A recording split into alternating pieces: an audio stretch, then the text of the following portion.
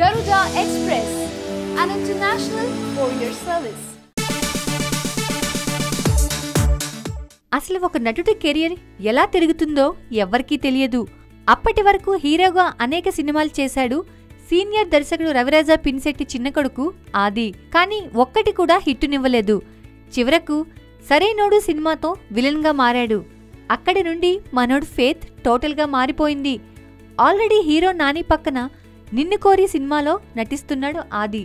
Negative role అని చెప్పలేం, కానీ సెకండ్ హీరో టైపులో అలరించనున్నాడు. ఇప్పుడు ఏకంగా పవన్ కళ్యాణ్ సినిమాను పట్టేశాడు ఆది. త్రివిక్రమ్ డైరెక్షన్ లో రూపొందుతున్న పవన్ కళ్యాణ్ కొత్త సినిమా షూటింగ్ ఆల్రెడీ మొదలైన సంగతి తెలిసిందే. ఈ సినిమాలో విలన్ గా ఆది కనిపిస్తాడని తెలుస్తోంది.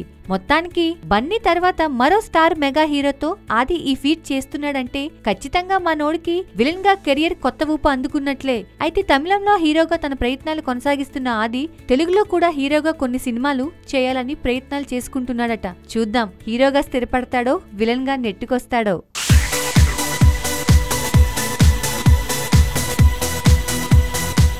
హాయ్ యోయో వ్యూవర్స్, సబ్స్క్రైబ్ చేసేటప్పుడు అక్కడ ఉండే గంట సింబల్ను ప్రెస్ చేయడం మర్చిపోవద్దు.